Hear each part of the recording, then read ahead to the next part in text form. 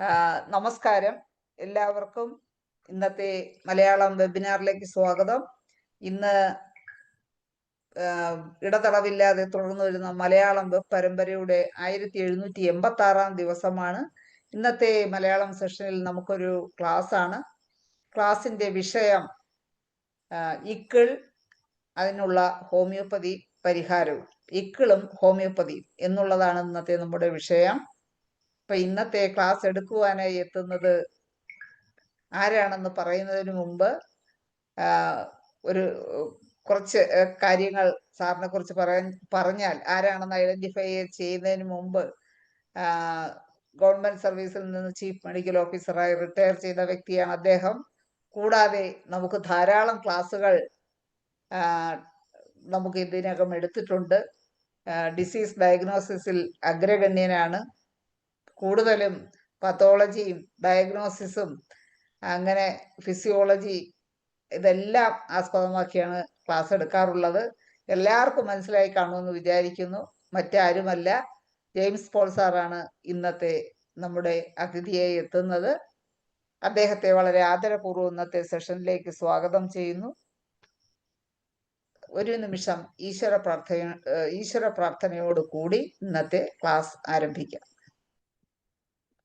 Class തുടങ്ങാം sir. എല്ലാവർക്കും നമസ്കാരം. ഇന്നത്തെ നമ്മുടെ വിഷയം എക്കിൾ. ചില സ്ഥലത്ത് എക്കിൾ എന്നും പറയും. ഞാൻ സർവ്വസാധാരണമായിട്ട് ഉപയോഗിക്കുന്ന മലയാള പദം എക്കിൾ തന്നെയാണ്. നമ്മൾ ഹിക്കപ്പ് എന്നാണ് മെഡിക്കൽ ടേം. അപ്പോൾ വളരെ കോമൺ ആയിട്ട് കാണുന്ന ഒരു സിംറ്റമാണ്. എല്ലാവർക്കും ലൈഫിൽ ഒരു പ്രാവശ്യമെങ്കിലും അത് അനുഭവിക്കാത്തവർ ഇല്ല തന്നെ.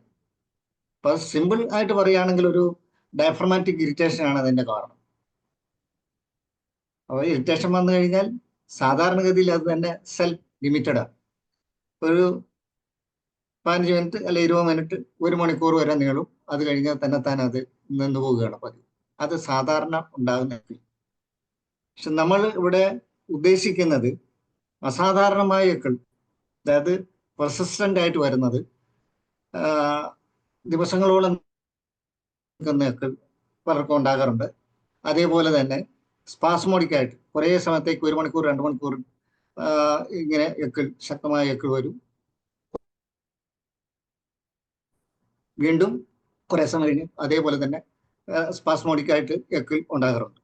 പിന്നിൽ ചെറുതും വലുതുമായിട്ടുള്ള പാത്തോളജികളുണ്ട്. അപ്പം അങ്ങനെ പെർസിസ്റ്റന്റ് ആയിട്ട് ഒരു എക്കിൾ അനുഭവിക്കുന്ന ഒരാൾ അല്ലെങ്കിൽ അയാൾക്ക് വേണ്ടി വേറൊരാൾ വരുമ്പോൾ നമ്മൾ കുറെ കാര്യങ്ങൾ കൂടുതൽ ചിന്തിക്കുകയും കൂടുതൽ ഇൻവെസ്റ്റിഗേഷൻസ് നടത്തുകയും ചെയ്യേണ്ടതായിട്ടുണ്ട്. വളരെ സിമ്പിൾ ആയിട്ടുള്ള സബ്ജക്റ്റ്. അപ്പൊ അതിന്റെ ഒരു ഡെഫിനിഷൻ പറയുകയാണെങ്കിൽ, ഒരു forcible spasmodic contraction of diaphragm, അതാണ് അതിന്റെ കാരണം. അപ്പൊ ഒരു പ്രത്യേക സൗണ്ടും ഉണ്ട്, ഒരു ക്യാരക്ടറിസ്റ്റിക് സൗണ്ട് ഉണ്ട് എക്കിളിന്. അതിന് കാരണം ഈ എപ്പിഗ്ലോട്ടിസിന്റെ അവിടെ ഒരു വിക്കം നാരോയിങ്, അതങ്ങനെ ചുരുങ്ങുന്നു. അതോടുകൂടി തന്നെ വൊക്കൽ കോഡും അസാധാരണമായ രീതിയിൽ ഒരു കോൺട്രാക്ഷൻ അതിനും അനുഭവപ്പെടുന്നു. ഇതുകൊണ്ടാണ് ആ പ്രത്യേക സൗണ്ട് വരുന്നത്. അപ്പൊ അതിന്റെ മെക്കാനിസം പറയുകയാണെങ്കിൽ, അതിനോട് ബന്ധപ്പെട്ട നെർവ്സ് ഒന്ന് വേഗസ് നെർവാണ്. വേഗസ് നെർവിന്റെ ഇതിന്റെ ഡിസ്ട്രിബ്യൂഷൻ കഴിഞ്ഞ ക്ലാസ്സുകൾ പറഞ്ഞിട്ടുള്ളതെന്ന് ഓർക്കുന്നു. ഏറ്റവും കൂടുതൽ ഡിസ്ട്രിബ്യൂഷൻ ഉള്ള ഒരു നെർവാണ് വേഗസ് നെർവ്. അപ്പൊ അതിന്റെ പല സൈറ്റ്സിൽ നിന്നും ഇമ്പൾസസ് ഉണ്ടാകാം. അതേപോലെ തന്നെ ഫാരഞ്ചിൽ നെർവിൽ നിന്നും ഇമ്പൾസസ് ഉണ്ടാക്കാം. അപ്പൊ അത് എത്തുന്നത് ഇഫറൻ നെർവ് വഴി അത് എത്തുന്നത് മെഡുലയിലാണ്. അവിടെ ഈ ഇറിറ്റേഷൻ അതിന്റെ പ്രതിഫലം എന്നതും ഈ ഡയഫ്രം കോൺട്രാക്ട് ചെയ്യാനുള്ള കാരണം ആണ്. അതിന്റെ മെക്കാനിസം വളരെ ലളിതം തന്നെ. അതിന്റെ കോസ്, കോമൺ കോസ് നമ്മൾ നേരത്തെ പറഞ്ഞ ഡയഫ്രത്തിന്റെ ഇറിറ്റേഷൻ തന്നെയാണ്.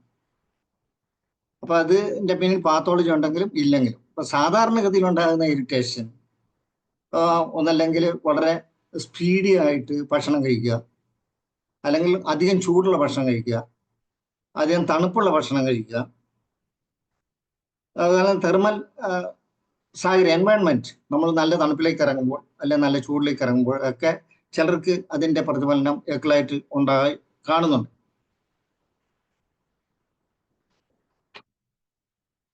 അതുപോലെ തന്നെ ഹൈറ്റ്സ്, ചിലർക്ക് നമ്മൾ കൊക്കോ പഠിക്കുന്നുണ്ട്, കൊക്കോയിൽ ഒരു ശ്വാസം മുട്ട് അല്ലെങ്കിൽ ബ്രത്ത്ലെസ്നെസ് ഹൈ ആൾട്ടിറ്റ്യൂഡിൽ ഉണ്ടാകുന്നുണ്ട് എന്ന് പറഞ്ഞ പോലെ തന്നെ ചിലർക്ക് ഹിക്കപ്പായിട്ട് അനുഭവപ്പെടാറുണ്ട് ഹൈ ആൾട്ടിറ്റ്യൂഡിൽ. അപ്പം അങ്ങനെ എൻവയൺമെന്റ്, അതുപോലെ തന്നെ എയറിന്റെ കൂളിങ്ങും അതിന്റെ ഹോട്ടും ഒക്കെ അനുഭവപ്പെടാറുണ്ട്. ചിലർ ഓസ്ട്രേലിയയിൽ ചെന്ന് കഴിഞ്ഞാൽ എപ്പോഴും ഉണ്ടാവും, തണുപ്പ് രാജ്യത്ത്. ചൂട് രാജ്യത്ത് ചെന്ന് കഴിഞ്ഞാൽ ചിലർക്ക് എപ്പോഴും ഉണ്ടാവും. അതുപോലെ തന്നെ മൂക്കിൽ നിന്ന് ബ്ലഡ് വരാറുണ്ട്. ഓസ്ട്രേലിയയിൽ അങ്ങനെ സംഭവിക്കുന്നുണ്ട്. ഗൾഫ് രാജ്യങ്ങളിൽ അത്യുഷ്ണത്തിൽ അതിങ്ങനെ സംഭവിക്കുന്നുണ്ട്.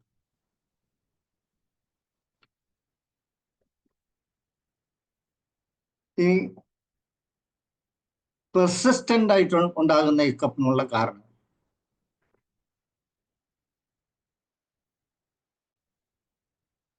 ഒന്ന് ഇൻട്രാ തൊറാസിക് അല്ലെങ്കിൽ പെരിക്കാർഡിയറ്റിസ്, പെരിക്കാർഡിയൽ ഐറ്റിസ് വിത്ത് എഫ്യൂഷൻ,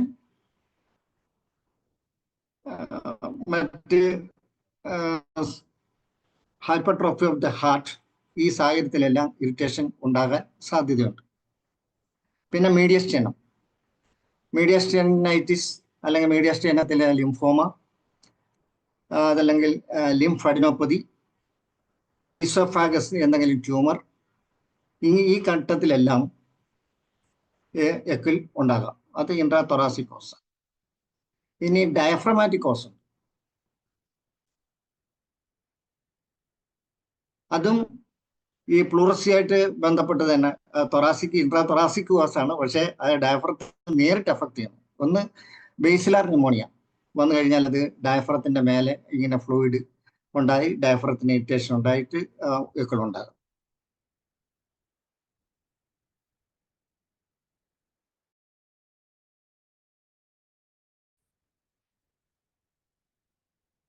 ദെൻ മയോകാർഡിയൽ ഇൻഫെക്ഷൻ നേരത്തെ പറഞ്ഞു, പെരിക്കാർഡിയറ്റിസ്, ഈ കണ്ടീഷനെല്ലാം നേരിട്ട് ഡയഫ്രത്തിനെ ടച്ച് ചെയ്യുന്നതും ഇറിറ്റേറ്റ് ചെയ്യുന്നതുമായിട്ടുള്ള സാഹചര്യങ്ങളാണ്.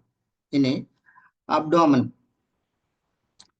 ഗ്യാസ്ട്രൈറ്റിസ് അല്ലെങ്കിൽ സ്റ്റൊമക്കിന്റെ ഫണ്ടസിൽ ഇങ്ങനെ ഏതെങ്കിലും സാഹചര്യത്തിൽ ഗ്യാസ് അക്യൂമുലേറ്റ് ചെയ്യുന്ന കണ്ടീഷനിൽ സാഹചര്യത്തിൽ ഡയഫ്രത്തിനെ ഇറിറ്റേറ്റ് ചെയ്യും.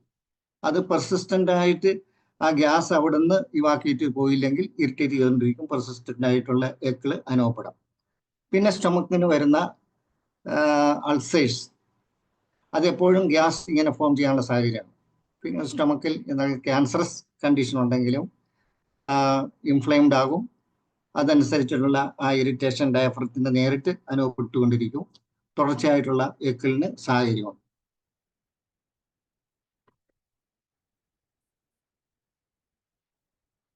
പിന്നെ സബ്ഫ്രെനിക് ആബ്സസ് അല്ലെങ്കിൽ ഇൻഫ്രാ ഡയഫ്രമാറ്റിക് ആബ്സസ്, അങ്ങനെ രണ്ട് പേര് അതിനുണ്ട്. അതിന് കാരണം പസ് അല്ലെങ്കിൽ fluid collection between the liver and diaphragm, or between spleen and diaphragm, or between intestine and diaphragm. ഈ മൂന്ന് സാഹചര്യങ്ങളിലും സഫ്രെനിക് ആബ്സസ് ഡെവലപ്പ് ചെയ്യാവുന്നതാണ്. അതിന് ഒരു കാരണം ഒന്നല്ലെങ്കിൽ ഗ്യാസ്ട്രിക് പെർഫെക്ഷൻ ഉണ്ടാകുക, അല്ലെങ്കിൽ ഇൻഡസ്ട്രിയൽ പെർഫെക്ഷൻ ഉണ്ടാകുക. ഈ ലീക്കേജ് കണ്ടാമിനേറ്റ് ചെയ്യും, പെരിറ്റോണൈറ്റിസ് ഡെവലപ്പ് ചെയ്യാനുള്ള സാഹചര്യം. അവിടുന്നാണ് എക്കിളിന്റെ തുടക്കം.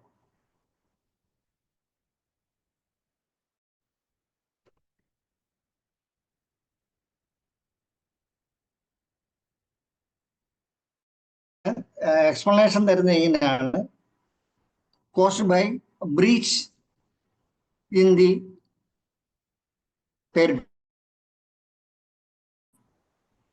ഗ്യാപ്പ് വഴി ഈ കണ്ടൻസ് കാരണം ബ്രീച്ച് എന്ന് നമ്മൾ ബ്രീച്ച് ഉദ്ദേശിക്കുന്ന പൊസിഷനാണ്. അതല്ലാതെ ഇങ്ങനെ ഒരു അർത്ഥമുണ്ട്, ഒരു ഗ്യാപ്പ് എന്ന് അർത്ഥമുണ്ട്, ഒരു ലോയെ അവഗണിക്കുക, അങ്ങനെ ഒരർത്ഥം ബ്രീച്ചിനുണ്ട്. ജസ്റ്റ് പറഞ്ഞു എന്ന്. ദെൻ പെരിട്ടോണൈറ്റിസ്, അതിന്റെ ഏറ്റവും കോമൺ ആയിട്ടുള്ള ഒരു കാരണം നമ്മൾ പറഞ്ഞു കഴിഞ്ഞു. നല്ല പ്രൊഫഷണലായിട്ട് ലീക്ക് വന്ന് കണ്ടാമിനേറ്റ് ആകുന്ന കണ്ടീഷനിലാണ് പെരിട്ടോണൈറ്റിസ് ഉണ്ടാകുന്ന very serious condition. It is surgical. Then diaphragmatic hernia, ഇതൊരു കഞ്ചനിറ്റൽ ആയിട്ടുള്ള സംഗതിയാണ്. അതിന് ഉദ്ദേശിക്കുന്ന ഇതാണ്, ഡയഫ്രമാറ്റിക് ഉദ്ദേശിക്കുന്നത് ജന്മന ഈ ഡയഫ്രം കംപ്ലീറ്റ് ആകാതെ വരുന്ന അവസ്ഥ. അതിന്റെ ഫിക്സേഷൻ കംപ്ലീറ്റ് ആകാതെ വരുന്ന ആ സാഹചര്യത്തിലാണ് ഡയഫ്രമാറ്റിക് ഹെർണിയ ഡെവലപ്പ് ചെയ്യുന്നത്. ലിവറിന്റെ ഭാഗം അല്ലെങ്കിൽ ഇൻറ്റെസ്റ്റൈൻ ഭാഗം അല്ലെങ്കിൽ സ്പ്ലീൻ ഒക്കെ തൊറാസിക് ക്യാവിറ്റിയിലേക്ക് ഇടിച്ചു കയറുന്ന സാഹചര്യമാണ് ഉണ്ടാകുന്നത്. അത് ഒരു ലാറ്ററൽ പാർട്ടിലാണ് സാധാരണ വരുന്നത്. ലാറ്ററോ ആന്റിയർ പാർട്ട്, അത് ഐദർ സൈഡ് ലെഫ്റ്റിലോ റൈറ്റിലോ ഉണ്ടാകാം.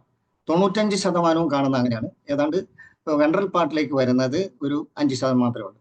ആ ഡയഫ്രത്തിന്റെ ഫിക്സേഷൻ ഒന്ന് ഓർത്തിരിക്കുന്നത് നല്ലതാണ് എനിക്ക് തോന്നുന്നു.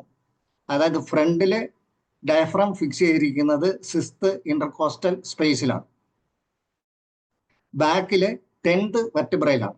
അപ്പൊ അതുകൊണ്ട് ഇങ്ങനെ താഴോട്ട് ഇങ്ങനെയാണ് ഇരിക്കുന്നത്. അപ്പൊ അതുകൊണ്ട് തന്നെ ഒരു ഡൂം ഷേപ്പ് അവിടെ ഉണ്ടാകുന്നുണ്ട്. അതുകൊണ്ടാണ് ഡയഫ്രത്തിന് റൈറ്റ് ആൻഡ് ലെഫ്റ്റ് ഡൂംസ് എന്നും പറയാറുണ്ട്. അപ്പൊ ആ ഡൂം ഡെവലപ്പ് ചെയ്യുന്നതിന്റെ കാരണം അതിന്റെ പ്രത്യേക തരത്തിലുള്ള ഫിക്സേഷനാണ്, ആന്റിയർലി അപ്വേർഡ്, പോസ്റ്റീരിയർലി ഡൗൺവേർഡ്. ജസ്റ്റ് പഴയ അനാട്ടമി ഒന്ന് ഓർത്തിരിക്കാൻ വേണ്ടി പറഞ്ഞു എന്നേ ഉള്ളൂ.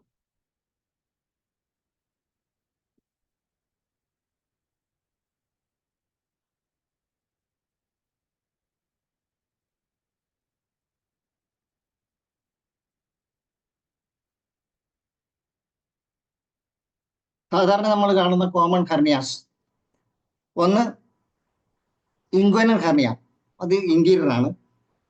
ദെൻ ഫീമറൽ ഹെർണിയ, അത് എക്സ്റ്റീരിയർ ആണ്. പിന്നെ വരുന്ന അംബ്ലിക്കൽ ഹെർണിയ, ഇതൊക്കെ നമുക്ക് കേട്ടറിവുള്ളതാണ്. മറ്റൊന്ന് ഇൻസിഷണൽ ഹെർണിയ, ഹൈറ്റസ് ഹെർണിയ. ഇത്രയും ഹെർണിയാസ് വളരെ കോമൺ ആണ്, നമുക്ക് കേട്ടിട്ടുള്ളതാണ്, പലരും ചികിത്സിക്കുന്നതാണ്. അൺകോമൺ ആയിട്ട് വരുന്ന ഹെർണിയാസ്, അത് ഒന്ന് എപ്പിഗാസ്ട്രിക് ഹെർണിയ. എപ്പിഗാസ്ട്രിക് ഹെർണിയ അത് മറ്റൊന്നുമല്ല, ഈ ഏതെങ്കിലും ഒരു ഗ്യാപ്പ് ഉണ്ടെങ്കിൽ ആ ഗ്യാപ്പിലേക്ക് പെരിട്ടോണിയം, അതല്ലെങ്കിൽ പെരിട്ടോണിയത്തെ പൊതിഞ്ഞിരിക്കുന്ന ഫാറ്റ്, ഇത് ഇടിച്ചു കയറുന്ന കണ്ടീഷനാണ് എപ്പിഗാസ്ട്രിക് ഹെർണിയ.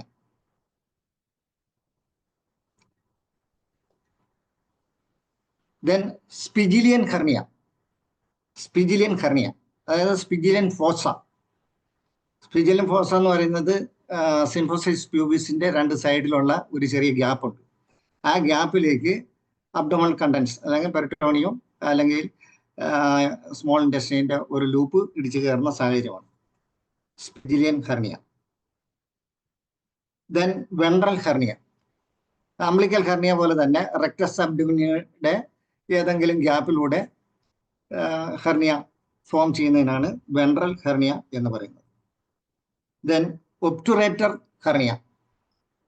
ഒബ്റ്റുറേറ്റർ മസിൽ, നമ്മുടെ ലെഗ് ഫ്ലെക്സ് ചെയ്തിരിക്കുമ്പോൾ ലാറ്ററിലേക്ക് ഇത് മൂവ് ചെയ്യാൻ സഹായിക്കുന്ന മസിലാണത്, ഒബ്റ്റുറേറ്റർ muscle.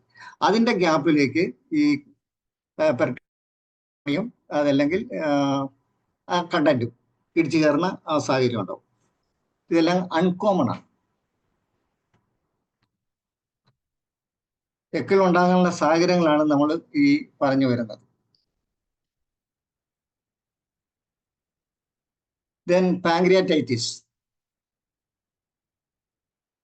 Pancreatic carcinoma, cystic pancreatic disease, ഈ സാഹചര്യങ്ങളെല്ലാം എക്കിൾ ഉണ്ടാകാവുന്നതാണ്. ദെൻ സ്പ്ലെനിക് ഇൻഫാർട്ട് അല്ലെങ്കിൽ സ്പ്ലെനോമെഗളി, ഇതെല്ലാം എക്കിൾ ഉണ്ടാക്കാനുള്ള സാഹചര്യമാണ്. Then cholecystitis. കോളിലിത്തിയാസിസ്, ഇതെല്ലാം എക്കിൾ ഉണ്ടാക്കുന്നതാണ്. ദെൻ സിയർ സ്റ്റൊമക്ക്, നമ്മൾ നേരത്തെ പറഞ്ഞതാണ്. സിയർ സ്റ്റൊമക്ക് ഉണ്ടെങ്കിൽ എപ്പോഴും ഇറിറ്റേഷൻ ഉണ്ടായിക്കൊണ്ടിരിക്കും, ഗ്യാസ് ഫോം ചെയ്തുകൊണ്ടിരിക്കും, ഡയഫ്രത്തിൽ ഇങ്ങനെ ടച്ച് ചെയ്യും, എക്കിൾ കണ്ടിന്യൂസ് ആയിട്ട് ഉണ്ടായിക്കൊണ്ടിരിക്കും. ആഫ്റ്റർ അബ്ഡോമിനൽ സർജറി,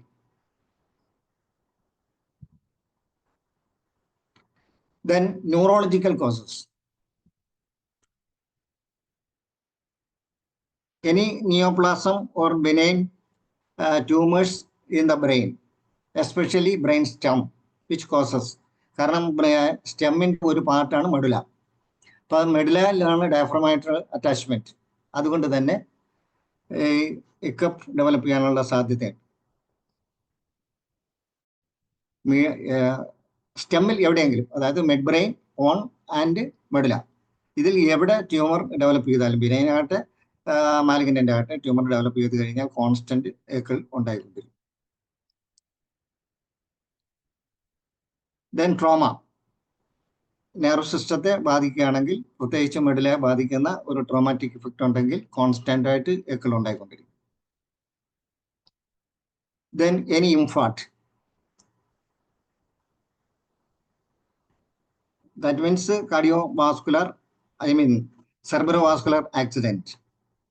അവിടെ ഏതെങ്കിലും ഇൻഫാർട്ട് ഉണ്ടായി കഴിഞ്ഞാൽ അത് ഈ സ്റ്റെമ്മിലാണെങ്കിൽ, ബ്രെയിൻ സ്റ്റെമ്മിലാണെങ്കിൽ കോൺസ്റ്റന്റ് എക്കിൾ ഉണ്ടായിക്കൊണ്ടിരിക്കും. അത്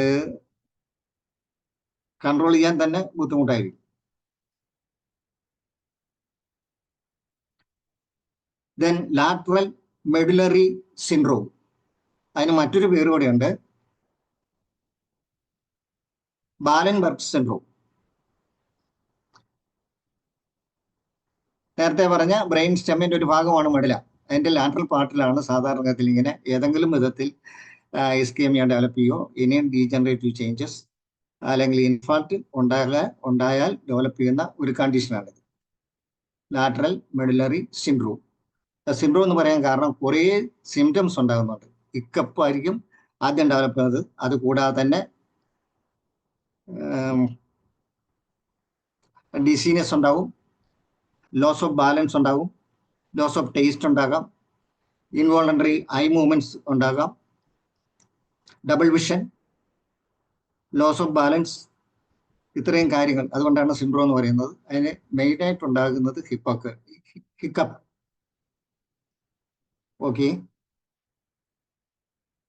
ദെൻ മെറ്റബോളിക് കോസസ്, അതിൽ പ്രൈമറി യൂറേമിയാണ്. യൂറേമിയ ഡെവലപ്പ് ചെയ്ത് കഴിഞ്ഞാൽ ഫീവർ ഉണ്ടാവും, കോൺസ്റ്റന്റ് ആയിട്ട് ഹിക്കപ്പ് ഉണ്ടാകും. പിന്നെ ഹൈ ഫീവർ, ചില സാഹചര്യത്തിൽ ഹൈ ഫീവറും ഹിക്കപ്പ് ഉണ്ടാക്കുന്നുണ്ട്. Then hypocapnia. Hypocapnia means low concentration of carbon dioxide in the blood stream. അതും പ്രശ്നങ്ങളുണ്ടാകും, ലോ ആയി കഴിഞ്ഞാലും പ്രശ്നമുണ്ടാകും.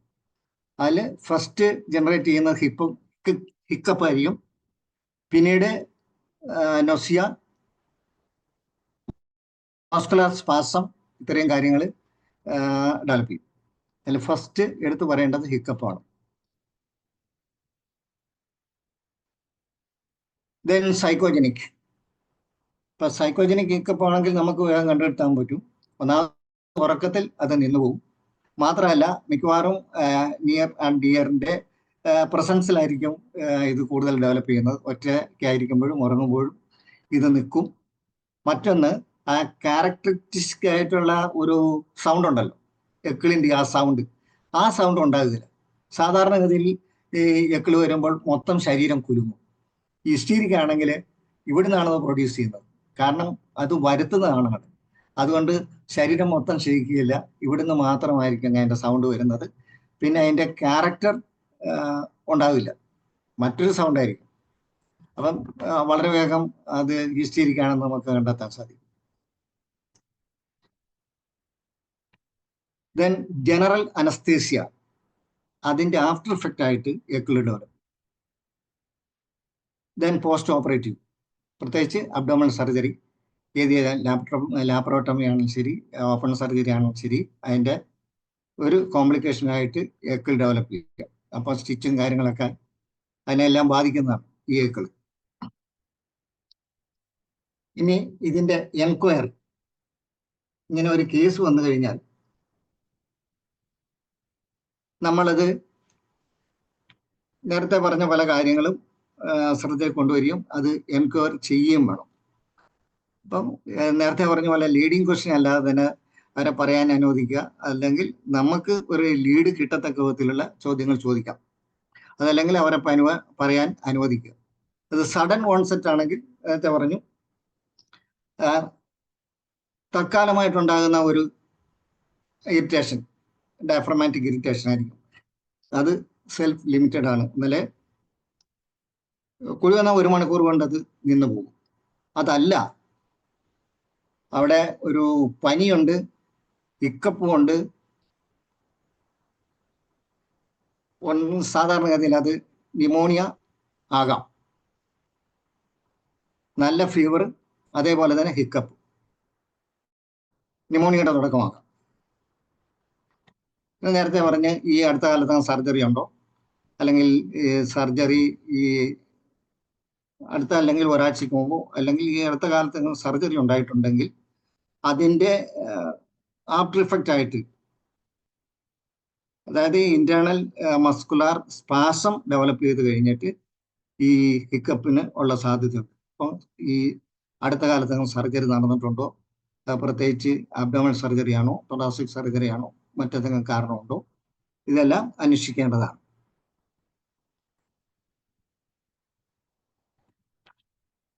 പിന്നെ ഇയാളുടെ പ്രകൃതം ഒരു ഹിസ്റ്റീരിയാണോ എന്നുള്ളത് നമുക്ക് ആദ്യത്തെ കാഴ്ചയിൽ തന്നെ അറിയാം. എങ്കിലും തന്ത്രപൂർവമാണ് ഇയാൾ എക്കിൾ ഉണ്ടാക്കുന്നതെങ്കിൽ ഇയാളുടെ ബന്ധുക്കളോ അല്ലെങ്കിൽ ബൈസ്റ്റാൻഡറോ അവരിൽ നിന്ന് ഇയാളുടെ മുൻകാല ചരിത്രം, ഒരു ഹിസ്റ്റീരിക് നേച്ചർ ഉള്ള ആളാണോ എന്നുള്ളത് നമ്മൾ അന്വേഷിക്കേണ്ടതാണ്. ദെൻ ന്യൂറോളജിക്കൽ, നേരത്തെ ന്യൂറോളജിക്കൽ ഒന്ന് ഉദ്ദേശിക്കുന്ന ബ്രെയിനുമായിട്ട് ബന്ധപ്പെട്ട് ഏതെങ്കിലും നേരത്തെ ഹിസ്റ്ററി ഉണ്ടോ, അല്ലെങ്കിൽ സ്ട്രോക്കിൻ്റെ ഹിസ്റ്ററി ഉണ്ടോ, ഇതാണ് നമ്മൾ അന്വേഷിക്കേണ്ടത്. പിന്നെ ഹാർട്ടിനെ സംബന്ധിച്ച മയോകാർഡിയൽ ഇൻഫ്രാക്ഷൻ നേരത്തെ ഉണ്ടായിട്ടുണ്ടോ, അല്ലെങ്കിൽ പെരികാർഡിയറ്റിസ്, ആ രീതിയിൽ അനൂറിസം ഇതുപോലെ ഏതെങ്കിലും ഇതിനു മുമ്പ് ഉണ്ടായിട്ടുണ്ടോ, ചികിത്സ എടുത്തിട്ടുണ്ടോ, അതോ ചികിത്സയിലാണോ, ഇത്തരം കാര്യങ്ങൾ നമ്മൾ അന്വേഷിക്കേണ്ടതാണ്.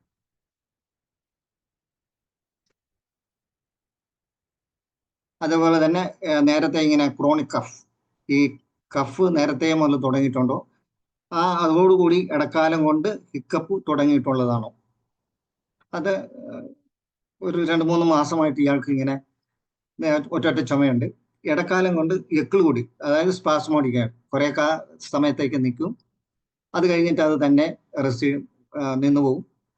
ചിലപ്പോൾ പിറ്റേ ദിവസമോ അല്ലെങ്കിൽ 3-4 മണിക്കൂറിന് ശേഷം വീണ്ടും എക്കിൾ തുടങ്ങുക. ഇങ്ങനെയൊക്കെ ആണെങ്കിൽ ലങ് ക്യാൻസറിന് സാധ്യത കൂടുതലാണ്.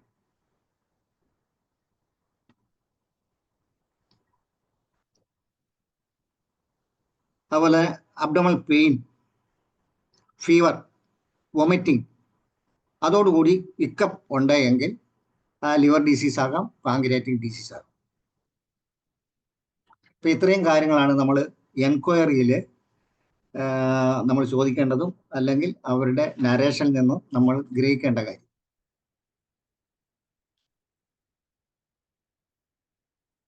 ഇനി ഇങ്ങനെ ഒരു സാഹചര്യം വന്നു കഴിഞ്ഞാൽ നമുക്ക് എടുക്കാവുന്ന കേസാണെങ്കിൽ എടുക്കുക, കൈകാര്യം ചെയ്യുക. ഇല്ലെങ്കിൽ താൽക്കാലികമായിട്ട് എന്തെങ്കിലും മെഡിസിൻ കൊടുത്തു വിടുക, അങ്ങനെയാണോ, അത് ഓരോരുത്തരുടെ അപ്പോഴത്തെ പ്രസൻസ് ഓഫ് മൈൻഡ് മതി, ഡോക്ടറുടെ, അതാണ് ഞാൻ ഉദ്ദേശിച്ചത്. അപ്പം നമുക്ക് എടുക്കാനുള്ള തൻ്റെ അവിടെ ഉണ്ടെങ്കിൽ ആ കേസ് എടുക്കുക. അപ്പൊ എനിക്ക് അനുഭവം ഉള്ള ചില മെഡിസിൻസ്, അത് ചെറിയ ഒരു ടിപ്പ് ഇവിടെ പറയാമെന്ന് ആഗ്രഹിക്കുന്നു. ഞാൻ ഈ ടിപ്സിൽ വിശ്വസിക്കുന്ന ആളല്ല, അതുപോലെ പ്രോട്ടോക്കോളും ടിപ്സിനും വിശ്വസിക്കുന്ന ആളല്ല. ഓരോ കേസും ഫ്രഷായിട്ട് നമ്മൾ എടുക്കുകയും അത് കേസ് എടുക്കുക, അത് അനലൈസ് ചെയ്യുക, റെപ്പർട്ടൈസ് ചെയ്യുക, മരുന്ന് നിശ്ചയിക്കുക. അതാണ് ഞാൻ ഏറ്റവും കൂടുതൽ ഫേവർ ചെയ്യുന്നത്. ഞാനും അങ്ങനെ തന്നെയാണ്. എങ്കിലും ചില ടിപ്സൊക്കെ അറിഞ്ഞിരിക്കുന്നത് നല്ലതാണ്. പെട്ടെന്ന് ഒരു പൊടിക്കൈ, അത് കഴിഞ്ഞിട്ട് പിന്നീട് കൂടുതൽ സമയമെടുത്ത് കേസ് കൈകാര്യം ചെയ്യാം. അപ്പം അങ്ങനെയുള്ള സാഹചര്യത്തിൽ ചില മരുന്ന് പ്രയോജനപ്പെട്ടിട്ടുണ്ട്. അതാണ് ഞാൻ ഉദ്ദേശിക്കുന്നത്, പറയാൻ ഉദ്ദേശിക്കുന്നത് അത് തന്നെയാണ്.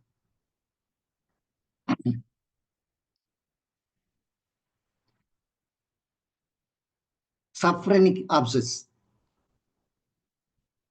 അതിന്റെ കാരണം പറഞ്ഞ്, ഒന്നല്ലെങ്കിൽ gas, I mean pus or fluid collection between diaphragm and liver, between intestine and diaphragm, between spleen and diaphragm. ഇപ്പൊ ഇങ്ങനെയുള്ള സാഹചര്യത്തിൽ Tilia, PTE, Tilia, one of the best remedy.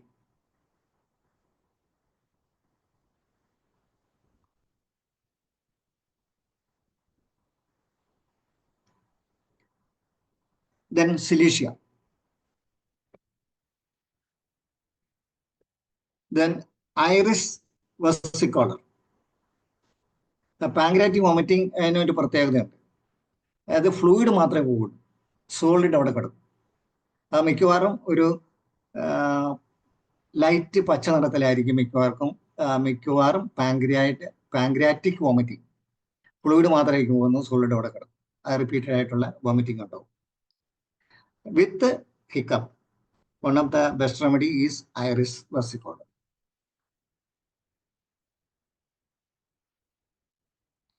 Peritonitis നേരത്തെ പറഞ്ഞു, it is very severe case. അത് refer to surgeon. Surgery മാത്രമേ അതിന് remedy ഉള്ളൂ. അതിന്റെ ലീക്കേജ് എല്ലാം പരിഹരിക്കാനായിട്ട് നമ്മുടെ കയ്യിൽ ഒന്നുമില്ല.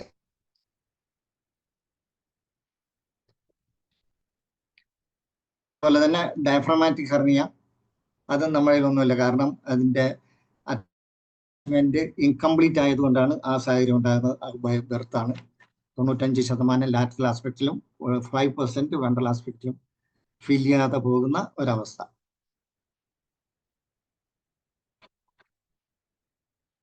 ദെൻ കോമൺ ഹെർണിയാസ്, അതിനൊക്കെ നമുക്ക് മെഡിസിൻ ഉണ്ട്. അംബിലിക്കൽ ഹെർണിയയ്ക്ക് ഏറ്റവും സൂട്ടായിട്ട് വരുന്നത് നെക്സോമിക്കയാണ്. ഇംഗൽ ഹെർണിയയ്ക്ക് കോക്കുലസ്, ഐറ്റസ് ഹെർണിയ, നെക്സ് വരുന്നുണ്ട്, ഡയസ്കൊറിയ വരുന്നുണ്ട്.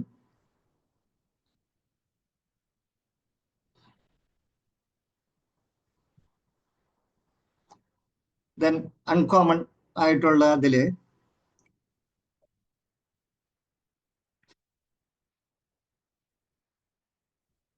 എപ്പിഗാസ്ട്രിക് ഹെർണിയ, സിക്കുട്ട ആൻഡ് കൊപ്രമെറ്റ്. Spigelian hernia, കോക്കുലസ്,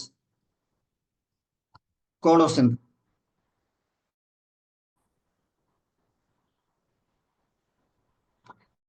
hernia, നക്സോമിക്ക.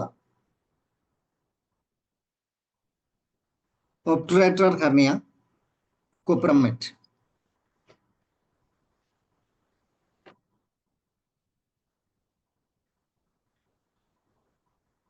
Pancreatic disease main remedy iris versicolor, നേരത്തെ നമ്മൾ പറഞ്ഞു കഴിഞ്ഞു.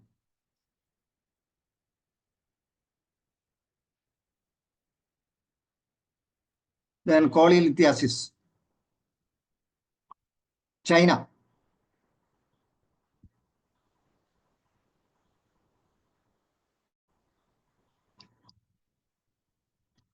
CS സ്റ്റമക്ക്, നമുക്ക് കാരണം പല സിംറ്റംസ് ആയിരിക്കും വരുന്നത്. അവിടെ ഹിക്കപ്പ് ഉണ്ടാകുന്നു മാത്രമേ ഉള്ളൂ. അതുകൊണ്ട് ഇതൊന്നും പറയാൻ നമുക്ക് പറ്റില്ല. അത് സിംറ്റമാറ്റിക് ആണ്. ചിലർക്ക് ബേണിംഗ് ആയിരിക്കും, പച്ചവെള്ളം കുടിച്ചു കഴിഞ്ഞാൽ കുറയും, ചിലർക്ക് ചൂടുവെള്ളം കുടിച്ചാൽ കുറയും. അപ്പൊ അങ്ങനെ മെഡിസിൻ മാറി മാറി വരാം. അതുകൊണ്ട് ഒരു സ്പെസിഫിക് ആയിട്ടൊന്നും പറയാൻ പറ്റില്ല.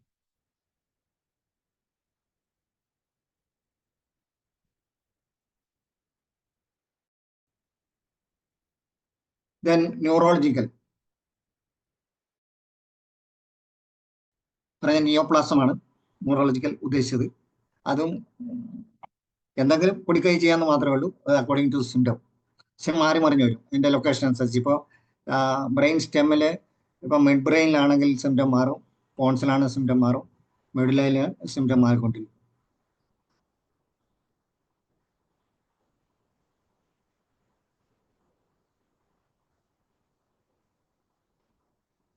പിന്നെ വരാവുന്നത് probable remedies, chief remedy it is cicuta, then cocculus and morphine.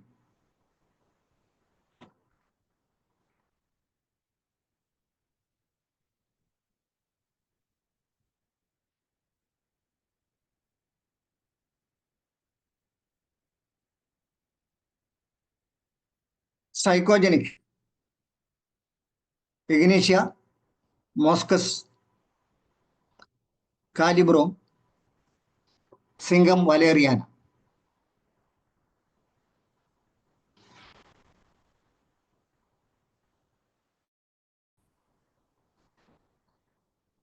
Then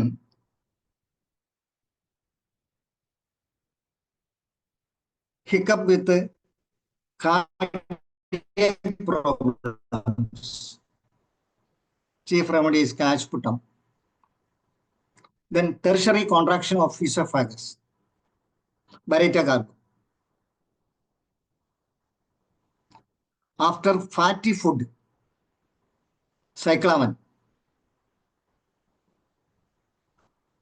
Then uremia, fever with hiccup, persistent hiccup, cuprum ars.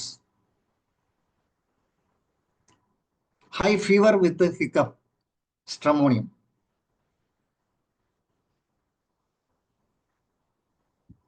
That's all.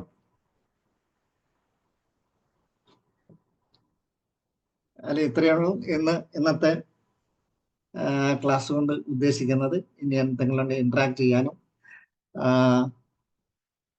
ഒരു റെസിപ്രോക്കലായിട്ട് ആർക്കെങ്കിലും മറ്റ് മെഡിസിൻസ് അനുഭവം ഉണ്ടെങ്കിൽ അത് പറയാം. അത് എനിക്കും ബാക്കിയുള്ള ശ്രോതാക്കൾക്കും ഉപകാരപ്രദമാകും. കാരണം ഇത് വളരെ സാധാരണമായിട്ട് വരുന്നതാണ്. പക്ഷേ നമ്മൾ അത് അവഗണിക്കുകയാണെങ്കിൽ പ്രശ്നമുണ്ടാവും. അവഗണിക്കാതെ ഇൻവെസ്റ്റിഗേറ്റ് ചെയ്ത് കറക്റ്റ് മെഡിസിൻ കൊടുക്കുകയാണെങ്കിൽ അതിന് നമുക്ക് പരിഹാരം ഉണ്ടാവും. ഇത്രയാണ് ഇന്ന് ഹിക്കപ്പിനെ കുറിച്ച് എനിക്ക് പറയാനുള്ളത്. ഇപ്പൊ കൂടുതൽ ആർക്കെങ്കിലും പറയാനുണ്ടെങ്കിൽ പറയാം, ചോദിക്കാനുണ്ടെങ്കിൽ ചോദിക്കാം. പോർഷൻ അവസാനിച്ചിരിക്കും. ആർക്കും ചോദിക്കാനില്ല. സാറേ, അപ്പൊ ഇന്നത്തെ ഈ ക്ലാസ് എന്ന് പറയുന്നത് ഹിക്കഫ് എന്ന് പറയുന്ന ഒരു കണ്ടീഷൻ, അത് അത്ര ഒരു വാസ്റ്റ് സബ്ജക്റ്റ് അല്ല.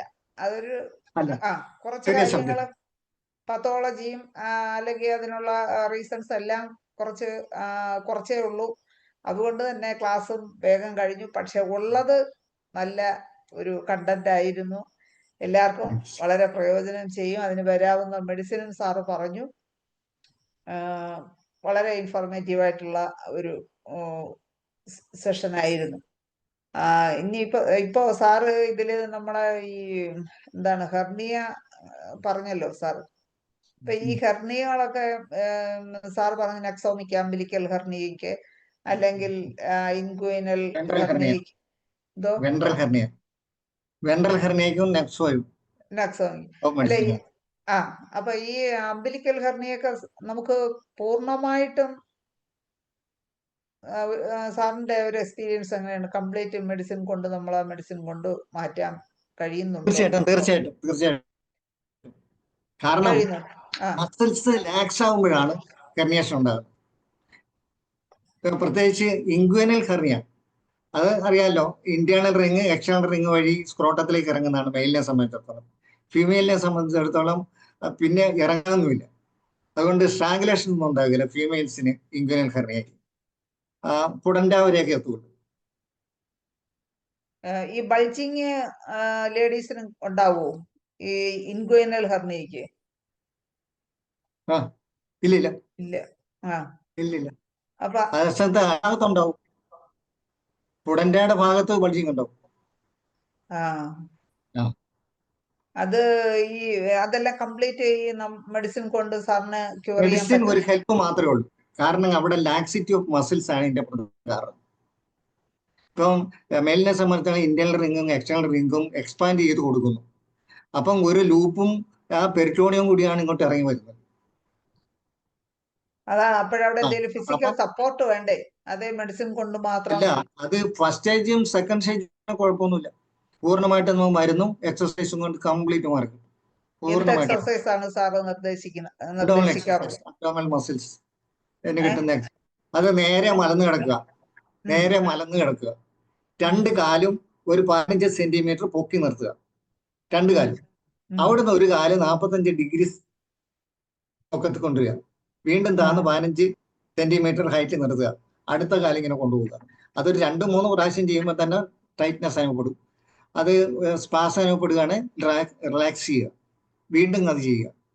ഒരു ദിവസം കൊണ്ട് തന്നെ ഇത് മസിലിനെ ബലപ്പെടുത്താൻ ശ്രമിക്കരുത്, നീര് വീഴും.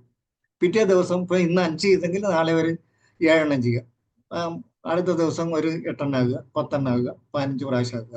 ആ 15 പ്രാവശ്യം സ്ഥിരമായിട്ട് ചെയ്തുകൊണ്ട് കഴിഞ്ഞാൽ വിത്തിൻ വീക്സ് ആ അബ്ഡോമിനൽ മസിൽസിനൊക്കെ കട്ട് ചെയ്യും. അതിനോടൊപ്പം മെഡിസിനും കൊടുക്കുക, വേണം, സിംറ്റം അനുസരിച്ചും, പിന്നെ വല്ല കോൺസ്റ്റിറ്റ്യൂഷണൽ ഡ്രഗും ഒക്കെ വേണം കൊടുക്കുക. വേണം. ഈ അംബിലിക്കൽ ഹെർണിയ ആണെങ്കിൽ ഒത്തിരി വയറൊക്കെയുള്ള ലേഡീസിനും ഒക്കെയാണ് കൂടുതലായിട്ട് കാണാറുള്ളത്. അതെ, അതിന് അവര് പറഞ്ഞ അബ്ഡോമിനൽ മസിൽസിന് പറ്റിയ എക്സസൈസ് ചെയ്തില്ലെങ്കിൽ മരുന്ന് കൊണ്ട് മാത്രം ഒരു കാര്യമില്ല. അതാണ്, അതിനും ഏതാണ് ഇത്തരത്തിലുള്ള എക്സർസൈസ് ആണോ? അതെ അതെ. പിന്നെ ഈ സ്കൂളിലൊക്കെ കുട്ടികൾ ചെയ്യുന്നതൊക്കെ കാലിങ്ങിനകത്ത് വെച്ച് ഡയഗണലായിട്ടുള്ള ഇതൊക്കെ ഉണ്ട്, അതുപോലെ തന്നെ ടെസ്റ്റ്, ഇതൊക്കെ നല്ലതാണ്. ഓക്കെ ഓക്കെ സാറേ. മനോജ് ഡോക്ടർ ഹാൻഡ് റൈസ് ചെയ്തിട്ടുണ്ട്, മനോജ് ഡോക്ടറെ സംസാരിച്ചു.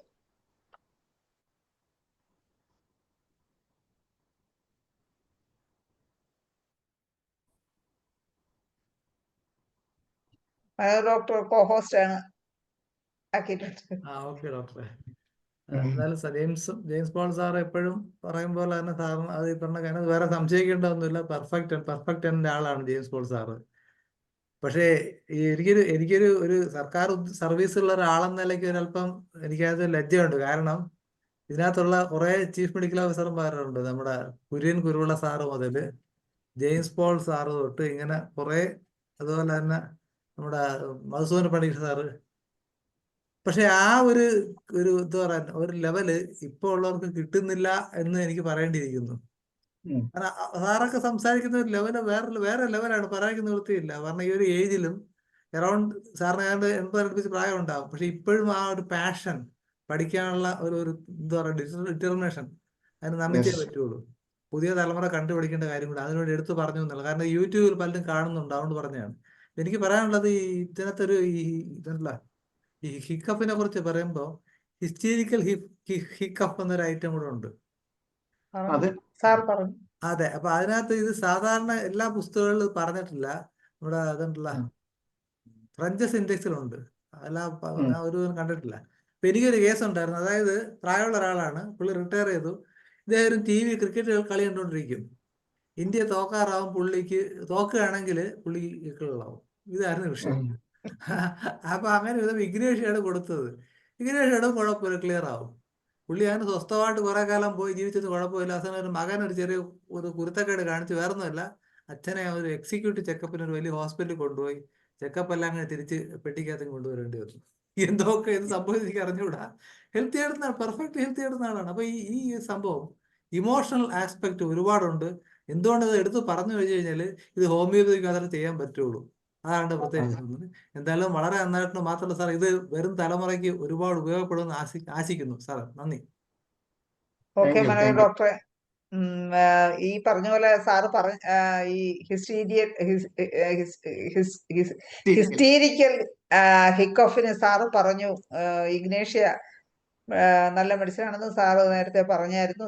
മനോജ് ഡോക്ടർക്ക് അതുകൊണ്ടുള്ള എക്സ്പീരിയൻസും കിട്ടിയിട്ടുണ്ട്. എന്തായാലും നല്ല കാര്യം, സന്തോഷം. സാറിപ്പോൾ മോസ്കസും പറഞ്ഞില്ലേ? മോസ്കസ് അതും പറഞ്ഞു. അപ്പോ സാറ് അവര് എടുക്കുന്ന എഫേർട്ട്, കാരണം ഇത്രയും നമുക്ക് നന്നായി പ്രസന്റ് ചെയ്യണമെങ്കിൽ സാർ എത്ര നല്ല രീതിയിൽ അതിനുവേണ്ടി പ്രിപ്പയർ ചെയ്ത് പല പുസ്തകങ്ങൾ റെഫർ ചെയ്ത്, പിന്നെ അതിന്റെ ആ ഒരു ഡയഗ്നോസിസിന് വേണ്ടിയിട്ട്, അല്ലെങ്കിൽ അതിന്റെ പത്തോളജിക്കൽ റീസൺസ് എല്ലാം കണ്ടുപിടിക്കാൻ വേണ്ടിയൊക്കെ സാർ നല്ലൊരു ശ്രമം നടത്തി കാണും. അപ്പൊ ഇപ്പോഴും കഴിഞ്ഞ അതെ ഡോക്ടർ. പല ക്ലാസ്സുകളും അത് തന്നെ നമ്മുടെ PG ലെവലിലുള്ളതാണ്. ഈവൻ ആ ചെങ്കണ്ണില്ല, അതുപോലെ നമുക്ക് ഗ്രാജുവേറ്റ് ലെവലിലുള്ളതല്ല എൻ്റെ മുകളിലുള്ളത്. അതിന് സാറിന് പ്രത്യേക അനുമോദനം. അല്ല, ഞാൻ സാറിനെ ആദ്യം Thank കാണുന്ന you. നമ്മുടെ IFPHന്റെ കുടുംബ സംഗമം എറണാകുളത്ത് വെച്ച് നടന്നത് 2-3 വർഷം മുമ്പാണ്. എനിക്ക് Okay. തോന്നുന്നു അന്ന് സാർ 78 എന്ന് പറഞ്ഞ എനിക്ക് ഓർമ്മയുണ്ട്. അത് ഞാൻ അതാ പറയാൻ കാര്യം. ഇത്രയും സീനിയർ ആള് ഈ 9:30, 10 മണി സമയത്ത് ഇരുന്ന് കേൾക്കുക എന്ന് പറയുമ്പോൾ, അല്ലെങ്കിൽ പഠിക്കുക എന്ന് പറയുമ്പോൾ അത് അപാരമാണ്. അതുപോലെ തന്നെ സാറ് ഈ പറഞ്ഞ ആ ഒരു വെല്ലൂർ CMC-യിലായിരുന്ന കാര്യവും പട്ടേൽ സാറിന്റെ അവിടെ പോയ കാര്യവും പുസ്തകം വാങ്ങിച്ച് ഞാൻ ഒരുപാട് പേര് പറഞ്ഞിട്ടുണ്ട്. ഹോമിയോപ്പതി പഠിക്കാൻ തുടങ്ങിയ കാര്യം, ആ ഒരു പാഷൻ. അതെ, ഡിപ്ലോമ കോഴ്സ് നിർത്തിയതോടുകൂടി ആ ഒരു വഴി അടഞ്ഞുകയും ഹോമിയോപ്പതിക്ക് വലിയൊരു നഷ്ടം സംഭവിക്കുകയും ചെയ്യുമെന്നാണ് എനിക്ക് തോന്നുന്നത്. സാറിന്റെ അഭിപ്രായം എന്താണ്? തീർച്ചയായിട്ടും. ഡിപ്ലോമ പഠിച്ചത് കൊണ്ട് സാറിന് എന്തെങ്കിലും കുറവുണ്ടോ? ഒരു കുറവുമില്ല. ഇല്ല, ഞാൻ പ്രൗഡ് ഓഫ് ഇറ്റ്. പറഞ്ഞു കഴിഞ്ഞാൽ അതെ. കാരണം കുറെ കേസുകൾ എനിക്കുള്ളത് ഹോമിയോപ്പതി പരാജയപ്പെട്ട, ഐ മീൻ മോഡേൺ മെഡിസിൻ പരാജയപ്പെട്ട് സുല്ലിട്ട സ്ഥലത്ത് നിന്നാണ് നമ്മൾ തുടങ്ങി വിജയിച്ചത്. അതായത് ഒരു ഒപ്റ്റിക് അട്രോഫി, പിന്നെ ഒരു കുട്ടിയും കൊണ്ട്, കുട്ടിയല്ല, ഒരു ചെറുപ്പക്കാരനെ കൊണ്ട്, നേഴ്സാണ്, മെഡിക്കൽ ട്രസ്റ്റിലെ നേഴ്സാണ്. ആ ഹസ്ബൻഡ് ആണ് പ്രോബ്ലം, അതായത് വാസ്കുലർ ഡിഫോമിറ്റി കഞ്ചനിറ്റൽ. അവർ എഴുതി തള്ളി ആദ്യം. പിന്നെ കാട്രക്ടമി ആണ് പറഞ്ഞത്, അതായത് ക്ലാവിക്കിളും സ്കാപ്പിലും എല്ലാം കൂടെ എടുത്തു കളയാം. അങ്ങനെ ഇയാൾ ആത്മഹത്യ ചെയ്യാനായിട്ട് ശ്രമിച്ചത്. ആ കേസ് നമ്മൾ റെഡിയാക്കി 8 മാസം കഴിഞ്ഞു ഭാര്യ അവിടെ കൊണ്ട് ചെന്നപ്പോൾ ജനറൽ സർജൻ, ന്യൂറോ സർജൻ, സർജന്മാരെല്ലാം കൂടി ഇതെന്ത് സംഭവിച്ചു? അപ്പോൾ ഹോമിയോപ്പതി മെഡിസിൻ അത് ചിലപ്പോൾ അങ്ങനെ സംഭവിച്ചു പോയതായിരിക്കും. അവര് യഥാർത്ഥത്തിൽ എഴുന്നേറ്റ് സല്യൂട്ട് ചെയ്യേണ്ടതാണ് സാറിനെ. അല്ല, അവർക്ക് നേരത്തെ വേണുഗോപാൽ സാർ പറഞ്ഞല്ലോ, തൊട്ട് മുമ്പത്തെ അതാ പറഞ്ഞത്. കേട്ടില്ലേ, ഈഗോയുടെ പ്രശ്നം. അത് അതെ. ഞാൻ വളരെ നല്ല പ്രസംഗം നടത്തിയപ്പോൾ അദ്ദേഹം പറയുന്നുണ്ട് ഈഗോയുടെ പ്രശ്നമാണെന്ന് പറയുകയുണ്ടായി. കാരണം ഇവര് ഒരു പ്രത്യേക രീതിയിൽ, കഴിഞ്ഞ ദിവസം മറ്റേ ഡോക്ടർ നരേറ്റീവ് ഉണ്ടാക്കുന്ന കാര്യം പറഞ്ഞു. ഓരോന്നിനെ കുറിച്ച് ഒരു നരേറ്റീവ് ഉണ്ടാക്കി പറഞ്ഞുകൊണ്ടേ ഇരിക്കുക എന്നുള്ളത്. അത് ഏത് നുണയും 100 തവണ പറയുമ്പോൾ അവരത് വളരെ കൃത്യമായിട്ട് ചെയ്യുന്നുണ്ടെന്നുള്ളത്. നമുക്കത് ഇല്ലെന്ന്. ഇപ്പൊ ജെയിംസ് പോൾ സാറ് പറഞ്ഞ കേസ് ഏതെങ്കിലും പത്രത്തിലോ മാധ്യമങ്ങളിലോ ഒന്നും വന്നിട്ടില്ല എന്നുള്ളതാണ്. വരുത്താൻ നമുക്ക് കഴിയില്ല. സാറിന് ഉത്തരവാദിത്വം അല്ലത്. ഇപ്പൊ ഞാൻ നമ്മുടെ ഗവൺമെന്റ് സർവീസിലുള്ള പല ഡോക്ടർമാരും പറയണ്ട, അവർ സൂപ്രണ്ട് ലെവലൊക്കെ എത്തുമ്പോഴത്തേക്ക് ഹോസ്പിറ്റൽ നല്ല നല്ല കേസുകൾ ഉണ്ടെങ്കിൽ അവർ പ്രസ് മീറ്റ് വിളിക്കണം, അത് പറയണം, പത്രത്തിൽ വരണം. അത് നമ്മളാരും ചെയ്യുന്നില്ല. ഈ മീഡിയ ഒരു കോർഡിനേഷൻ, അതിന് ഹോമിയോപ്പതി പരാജയപ്പെടുകയാണ്. അല്ല, ഇനി അവിടെയാണ് എന്താ പ്രശ്നം. വേണ്ടത്? അത് വിജയത്തിലോട്ട് വരാൻ വേണ്ടി എന്താ ചെയ്യേണ്ടത്? അത് തീർച്ചയായിട്ടും നമ്മൾ ആ ഒരു ക്വാളിറ്റി ഡെവലപ്പ് എടുക്കണം. ഇപ്പൊ IFPH ചെയ്യുന്നതാണല്ലോ നമ്മുടെ ഇതിൽ. ഈ 1800 ദിവസത്തിൽ ഒരു 10-15 ദിവസമെങ്കിലും മീഡിയ പേഴ്സൺസ് ഉണ്ടായിരുന്നു. ഇനിയിപ്പോൾ 1800 ദിവസം പ്രോഗ്രാം വരുന്നുണ്ട്. ഹോമിയോപ്പതി ഡോക്ടർമാരല്ല പങ്കെടുക്കുന്നത്, ഒരു അഡീഷണൽ ചീഫ് സെക്രട്ടറി പങ്കെടുക്കുന്നുണ്ട്, അലോപ്പതി ഡോക്ടർമാരുണ്ട്, അഗ്രികൾച്ചറിൽ അങ്ങനത്തെ ആൾക്കാരുണ്ട്. ഇപ്പൊ നമ്മൾ, അലക്സാണ്ടർ ജേക്കബ് സാർ എന്ന് പറഞ്ഞതാണ്, സാക്ഷ്യം പറച്ചില്ലെന്ന് പറഞ്ഞു. നിങ്ങൾ അതാണ് ചെയ്യേണ്ടത്. നിങ്ങൾ പബ്ലിക്കിനെ കൊണ്ട് പറയിക്കുക. ഇതിപ്പം സെമിനാർ എന്താ നടക്കുന്നത്? എല്ലാരും കൂടെ സെമിനാർ നടത്തും, ഡോക്ടർമാർ മാത്രം പറഞ്ഞ് അങ്ങ് പോകും. ഇതിൻ്റെയൊക്കെ ചായ കുടിക്കും, എന്തെങ്കിലും സംസാരിക്കും. പക്ഷേ പബ്ലിക്കിലേക്ക് എത്തിക്കണം. നേരത്തെ പറഞ്ഞില്ല, ഈ മുൻവിധിയോട് ആൾക്കാർ കാണുന്നത്, അത് മാറ്റിയിട്ട് എത്തിക്കുന്ന ഒരു അവസ്ഥയിലേക്ക് പോകണമെങ്കിൽ നമ്മൾ സമ്പന്നരായിരിക്കുകയും വേണം. 2 ഘടകങ്ങളുണ്ട്. ശരിയാണ് ഡോക്ടർ പറയുന്നത്. ഇനി മറ്റു ഡോക്ടേഴ്സിനൊക്കെ എന്തെങ്കിലും അഭിപ്രായങ്ങളോ സംശയങ്ങളോ ജെയിംസ് സാറിന് എന്തെങ്കിലും കൂട്ടിച്ചേർക്കലുകളോ ഉണ്ടെങ്കിൽ പറയാം. ഹിക്കഫിനെ കുറിച്ച് എന്തെങ്കിലും. ചന്ദ്രമോഹൻ ഡോക്ടർ ആരോഗ്യത്തെ കുറിച്ച് നമ്മളൊക്കെ ഒന്ന് അറിയാൻ താല്പര്യം ഉണ്ടാവല്ലോ. ഡോക്ടർ ഒന്നും പറഞ്ഞില്ല. ചന്ദ്രമോഹൻ ഡോക്ടറെ ഇടയ്ക്ക് സുഖമില്ലായിരിക്കുകയായിരുന്നല്ലോ. ചന്ദ്രമോഹൻ ഡോക്ടറെ അൺമ്യൂട്ട് ചെയ്യാമോ?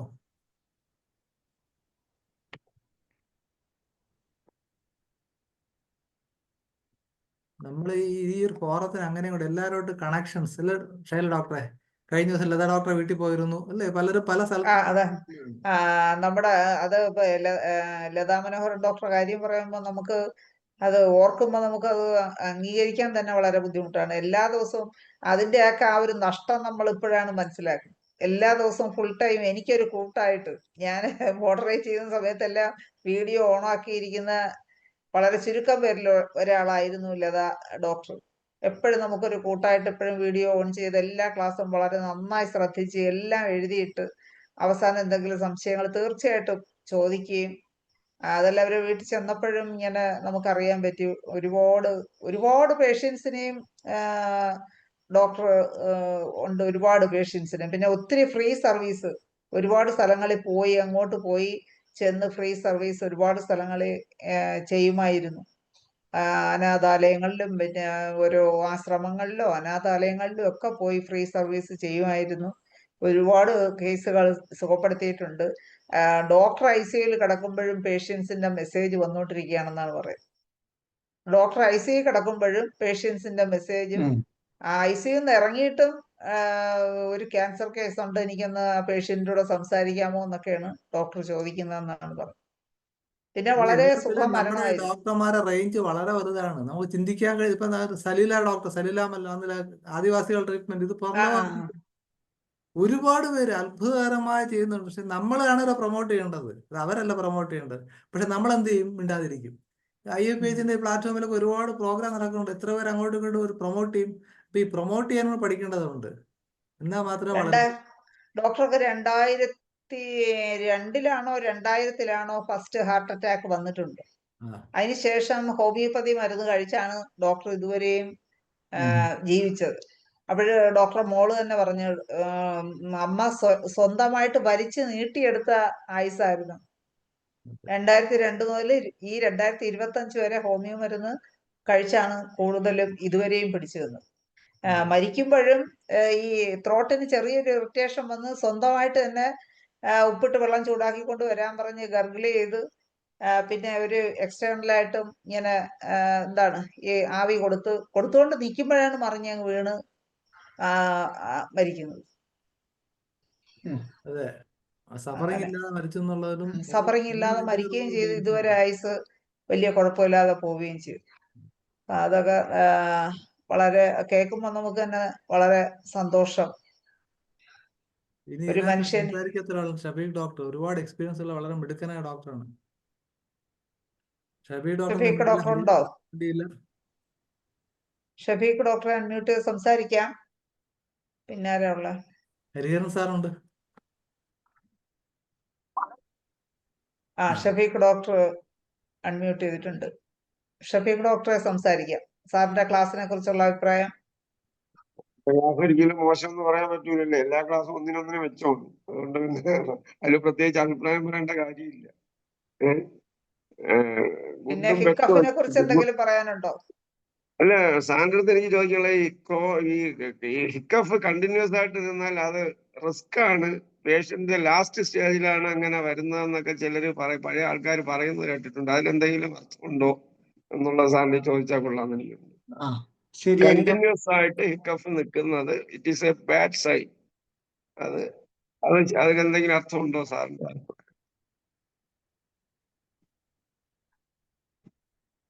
പഴയ ആൾക്കാർ പറഞ്ഞു കേട്ടിട്ടുണ്ട്, ഇക്കിള് നീണ്ടു നിൽക്കുന്നു, അതുകൊണ്ട് ആള് സർവൈവ് ചെയ്യത്തില്ല.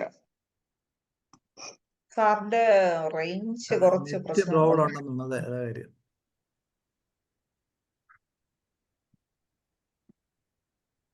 അതിനെ ഈ നാടൻ ഭാഷയിൽ മരണക്കൂറെന്ന് പറയും. അതിനുള്ള ലക്ഷണമായി ചില സൂചനകൾ വെച്ച് പറയാറുണ്ട്. ഇക്കിള് നീണ്ടു നിൽക്കുമ്പോഴ് പലരും പഴയ ആളുകൾ പറഞ്ഞു കേട്ടിട്ടുണ്ട്, ഇനി നോക്കണ്ട പോക്കാണെന്നുള്ള രീതിയിൽ പറയാറുണ്ട്. അതാണ് സാറിന്റെ റേഞ്ച് പോയെന്ന് തോന്നുന്നു. ഇപ്പൊ കറക്റ്റ് ആയി വന്നു. സാറേ, അതിലെന്താണ് കാരണം? ഞാൻ പറഞ്ഞത് കേട്ടായിരുന്നോ സാറ്? സാറ് മ്യൂട്ടാണ് സാർ, അൺമ്യൂട്ട് ചെയ്യണേ. സാറ് അൺമ്യൂട്ട് ചെയ്ത് സംസാരിക്കണേ. വീണ്ടും റേഞ്ച് പോയെന്നു. ശരി, അത് തന്നെ സംഭവം. അത് സാറ് ഔട്ട്. ഇപ്പോഴും ഇപ്പൊ കേൾക്കാം, പക്ഷെ മ്യൂട്ടായിട്ടാണ് കിടക്കുന്നത്. പക്ഷെ ഇപ്പൊ ശരിയായി. കേൾക്കാമോ? കേൾക്കാം. പിന്നെയും പോണു. പിന്നെ പോയോ? ഇപ്പൊ കേക്കാം. കുഴപ്പമില്ല. ഈ സിൻഡ്രോം എക്സ്, അതുപോലെ തന്നെ മെറ്റബോളിക് സിൻഡ്രോം, ഇതൊക്കെ നമ്മൾ കേൾക്കുന്നതാണല്ലോ. കുഴഞ്ഞു വീണ് മരിക്കുന്നത് അല്ലേ? ബസ് കാത്ത് നിന്ന് കല്യാണം ഉറപ്പിച്ച് ചെല്ലിക്കൊണ്ടിരിക്കുമ്പോൾ അച്ഛൻ കുഴഞ്ഞു വീണ് മരിക്കുന്നു. ക്ലാസ് എടുത്തുകൊണ്ടിരുന്ന അധ്യാപിക കുഴഞ്ഞു വീണ് മുട്ടൊക്കെ ഉണ്ടായിരുന്നു. അപ്പോൾ ഇതെല്ലാം സിൻഡ്രോം എക്സ് ആണ്, അല്ലെങ്കിൽ മെറ്റബോളിക് സിൻഡ്രോമാണ്. അപ്പൊ അവര് കുതിര പോലെ നടക്കുന്നത്. അവരെ ഇങ്ങനെ ഒരു പ്രശ്നം ഉണ്ടാകുമെന്ന് ആരും അറിഞ്ഞിരുന്നില്ല. അപ്പൊ അതിനൊരു കാരണം മെറ്റബോളിക് എന്ന് പറയാൻ, അതുപോലെ തന്നെ LDL, ടോട്ടൽ കൊളസ്ട്രോൾ എല്ലാം. അപ്പൊ അതിന്റെ പ്രൊപ്പോർഷൻ, അതായത് HDL-ഉം ട്രൈഗ്ലിസറൈഡും തമ്മിലുള്ള റേഷ്യോ 7-ൽ കൂടുതലാണെങ്കിൽ ഏത് സമയത്തും ഇയാൾക്ക് സംഭവിക്കാം, സിൻഡ്രോം അല്ലെങ്കിൽ സിൻഡ്രോം എക്സ് സംഭവിക്കാം, കുഴഞ്ഞു വീണ് മരിക്കാം, സുഖമരണമാണ്. അപ്പൊ സാറേ എന്ന് ചോദ്യം പറഞ്ഞു എന്തല്ലായിരുന്നു സാറേ? എല്ലാം ചോദ്യം ഇക്കിളിന്റെ ആയിരുന്നു. ആ ചോദ്യം ചോദ്യത്തിലേക്കാണ് കേട്ടില്ല. വരുന്നത്. അതേ തന്നെ അബ്ഡോമനായിട്ടുള്ള ചില സംഗതികൾ, അതായത് ഈ pancreatitis, especially polycystic pancreatic disease, ഇതിങ്ങനെ വരുന്നത് അറിയുന്നില്ല. പക്ഷേ പാങ്ക്രിയാസ് എക്സുഡേറ്റ് ചെയ്തുകൊണ്ടിരിക്കും ഫ്ലൂയിഡ്. ഈ ഫ്ലൂയിഡ് അത് കിടപ്പ് രോഗി കൂടെ ആണെങ്കിൽ അത് തൊറാസിക് ക്യാവിറ്റിയിലേക്ക് ഇൻഫിൽട്രേറ്റ് ചെയ്ത് കഴിഞ്ഞാൽ അവിടെ ശക്തമായ എക്ലു ഉണ്ടാകും, ഈ റെസ്പിറേറ്ററി ഫെയിലിയർ ഉണ്ടാകും, അത് ഡെത്തിലേക്ക് നയിക്കും. നമ്മൾ അറിയുന്നില്ല.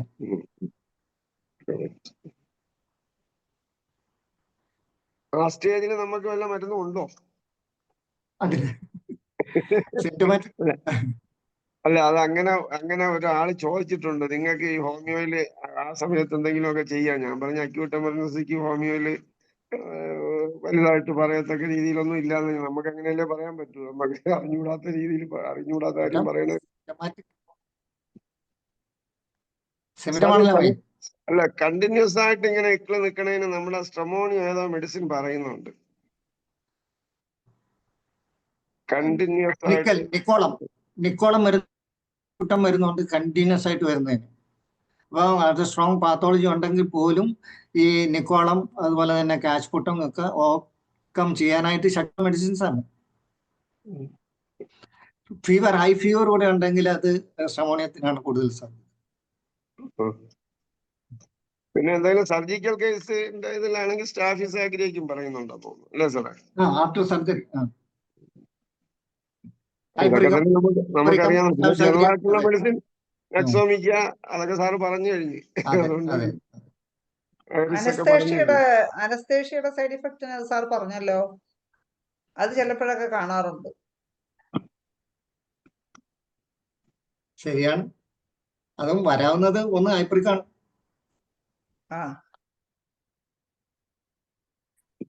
പിന്നെ മോർഫിനും വരും. മോർഫിൻ നമ്മൾ പരാമർശിച്ചിട്ടുണ്ട്. പിന്നെ അസറ്റിക് ആസിഡ് അല്ല സാറേ? അസറ്റിക് ആസിഡ് അതെ, മേഡം പറഞ്ഞിരുന്നു കഴിഞ്ഞ ക്ലാസ്സിൽ. നമ്മളെ രമാദേവി മുണ്ടാടി മേഡം പറഞ്ഞു അസറ്റിക് ആസിഡ് ഇറ്റ് മേഡത്തിന് തന്നെ അനുഭവം ഉണ്ടായെന്നാണ് പറഞ്ഞത്. അത് കഴിച്ചത് കൊണ്ട് അത് ഇക്കിള് മാത്രമല്ല, വൊമിറ്റിങ്ങും ഒരുപാട് പ്രശ്നങ്ങള് അനസ്തേഷ്യയുടെ സൈഡ് ഇഫക്റ്റ്.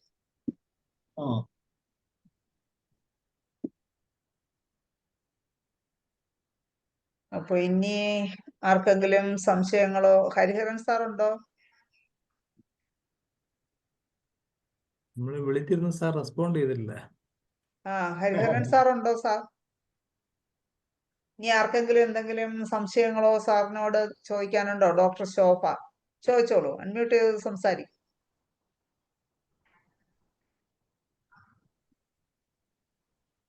ഡോക്ടർ ശോഭ ഹാൻഡ് റൈസ് ചെയ്തിട്ടുണ്ടല്ലോ, അൺമ്യൂട്ട് ചെയ്ത് സംസാരിക്കാം. അറിയാതെ ഹാൻഡ് റൈസ് ചെയ്തതാണോ? ഇല്ല, നെറ്റ് പ്രോബ്ലം ആയിരിക്കും ഡോക്ടർ, അതുകൊണ്ടാണ്. അറിയാതെ ഇതല്ല, വഴിയില്ല. അൺമ്യൂട്ട് ചെയ്ത് സംസാരിക്കാം ഡോക്ടർ ശോഭയ്ക്ക്. റെസ്പോണ്ട് ചെയ്യുന്നില്ലല്ലോ.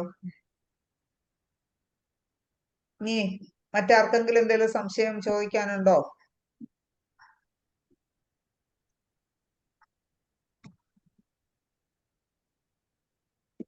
ഡോക്ടർ ശോഭയെ കോഹോസ്റ്റ് ആക്കിയിട്ടുണ്ട്. അല്ല സാറ് ഈ ഹെർണിയെ കുറിച്ച് പറഞ്ഞു. അപ്പൊ ഈ ഹെർണിയക്ക് ഇങ്ങനെ ഹെർണിയൊക്കെ ഉള്ളവർക്ക് ഹെർണിയ ബെൽറ്റ് ഇടുന്നതിനെ കുറിച്ചുള്ള സാറിന്റെ അഭിപ്രായം എന്താണ്? ചിലർ പറയുന്നത് അതിട്ടാൽ നല്ല, ചില ഡോക്ടേഴ്സ് തന്നെ അത് പാടില്ല എന്നും പറയുന്നുണ്ട്. അതില് സാറിന്റെ അഭിപ്രായം എന്താണ്?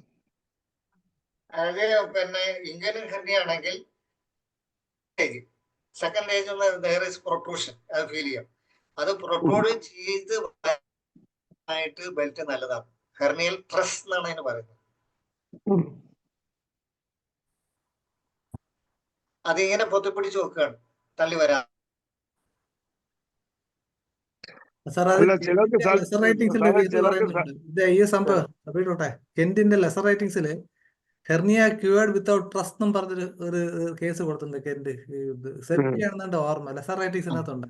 ആ അല്ല ആ സെപ്പിയ ഞാൻ ഒരു പേഷ്യന്റിന് കൊടുത്തു, എന്നിട്ട് റിസൾട്ട് കിട്ടിയിട്ടില്ല. അതുകൊണ്ടാണ് ഞാൻ അത് എടുത്ത് ചോദിച്ചത്. ഓക്കെ. അത് പിന്നെ വേറെ കാര്യം സാറേ, ചിലർക്ക് ഈ ഓപ്പറേഷൻ അവര് ഇത് വെക്കുമല്ലോ, ഉവ്വ. അത് അലർജി ആയിട്ട് പിന്നെ രണ്ടാമത് ഓപ്പറേഷൻ ചെയ്ത് എടുത്ത് കളഞ്ഞ കേസുകളുണ്ട്. ആ റിങ് വെക്കും. ആ അപ്പൊ അത് അതായത് ആ പേഷ്യന്റിന് അത് അലർജി ആണെങ്കിൽ പിന്നെ അത് വെക്കാൻ പറ്റില്ല.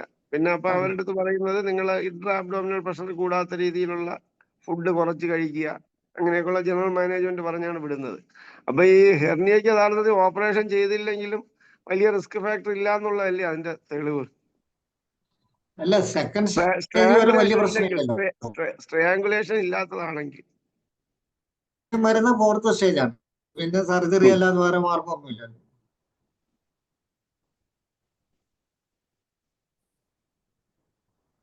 ഓക്കെ. ഡോക്ടർ ശോഭ ഉണ്ടോ? അൺമ്യൂട്ട് ചെയ്ത് സംസാരിക്കാം. കോഹോസ്റ്റ് ആക്കിയിട്ടുണ്ട്. ഇനി അറിയാതെ ഹാൻഡ് റൈസ് ചെയ്താണോ എന്നും അറിയാൻ വയ്യ. കോഹോസ്റ്റും ആക്കിയിട്ടുണ്ട്.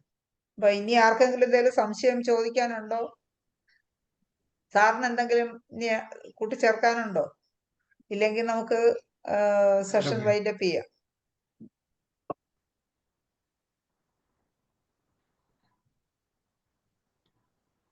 സാറിന്റെ നെറ്റ് ഇടയ്ക്കിടയ്ക്ക് പോകുന്നുണ്ട്. എന്തായാലും ഇനി ഡോക്ടർ നെറ്റിലൂടെ പോകണ്ട, അതിന് മുമ്പ് നമുക്ക് കൺക്ലൂഡ് ചെയ്യാം.